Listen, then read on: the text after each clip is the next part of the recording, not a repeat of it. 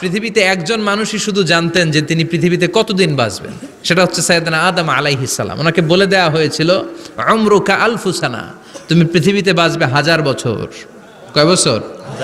সাইয়েদনা আদমের সামনে অনেকগুলো রুহু রাখা হলো। সাইয়েদনা আদম বললেন, এরা কারা?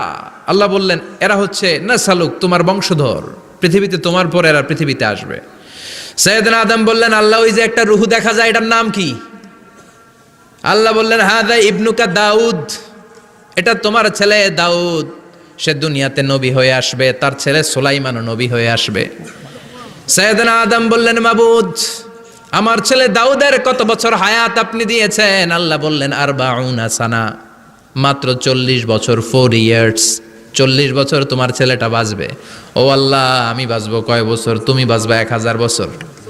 সুবহানাল্লাহ। সাইয়েদনা আদম বললেন, মাবুদ, এত ফুটফুটে সুন্দর আমার ছেলে দাউদ, মাত্র 40 বছর দিলেন কেন? জিদ মিন উমরিহি, বাড়ায়া দেন। কি করেন? সুপারিশ করতেছে পোলার লাইগা। কে? বাবা। আল্লাহ আপনি বাড়ায়া দেন। আল্লাহকে বাড়ানো যাবে না, লেখা হয়ে গেছে।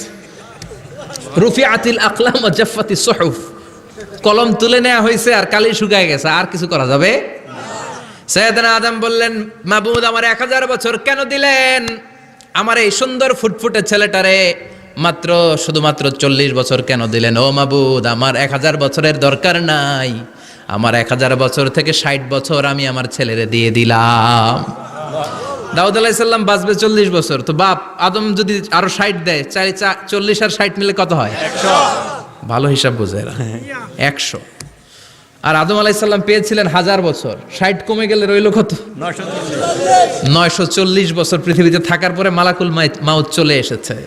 কারণ এটা on time, the death will come on time, it never late, কখনো দেরি হয় না।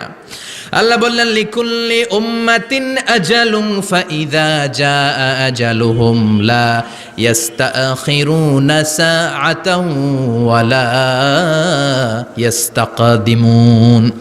মৃত্যুর একটা নির্ধারিত সময় আমি বেঁধে দিয়েছি, অন টাইম, অন টাইমেই চলে আসে, 1 সেকেন্ড আগেও আসবে না, 1 সেকেন্ড পরেও আসবে না।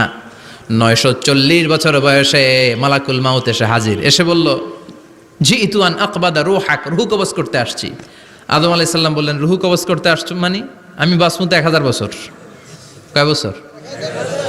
মালাকুল মাউত বললেন, না না, ওই যে আগের কথা স্মরণ করেন, আপনি 60 বছর দিয়ে দিয়েছিলেন। কয় না, আমি দেই নাই, আমি আরো বাঁচুম, আরো 60 বছর পাওনা আছি, আমি দেই নাই। মালাকুল মাউত বললেন, আপনি দিয়েছেন? আদম বলে, দেই নাই। মালাকুল মাউত বলে, আল্লাহ ঘটনা দেখেন, দিয়া কয় দেই নাই। আল্লাহ কয়, থাক, কথা কইস না, আয়া পর। সুবহানাল্লাহ পড়েন। নাসিয়া আদম ফানাসিয়া বানু, ভুলে গেছেন উনি। আমরা ভুলে যাই, আমরা খেয়ে বলছি খাই নাই, নিছিলাম পকেটে, কয় নেই নাই। এরকম ডাকাইত আছে না নাই? নাসিয়া আদম ফানাসিয়া বানু, বিশ্বনবী বললেন, আদম ভুলেছে তো তার সন্তানরাও ভুলে যায়। জাহাদা আদম ফা জাহাদা যুররিয়াতু, আদম অস্বীকার করেছে, তার সন্তানরাও অস্বীকার করে। সেদিন থেকে আল কিতাব ওয়া শুহুদ, মানে লিখে রাখার সিস্টেম আর সাক্ষীর সিস্টেম চালু হয়েছে। সুবহানাল্লাহ পড়েন। সুবহানাল্লাহ। 940 বছর বয়সে মালাকুল মাউত এসে আদম আলাইহিস সালামের রূহ নিতে পারে নাই।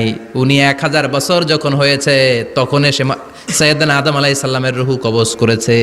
যেই দিন পৃথিবীর প্রথম মানব, প্রথম নবীর রূহ মালাকুল মাউত দুনিয়া এসে কবজ করেছে, ওই দিনটাও ছিল জুমাবার। সুবহানাল্লাহ। আল্লাহু আকবার।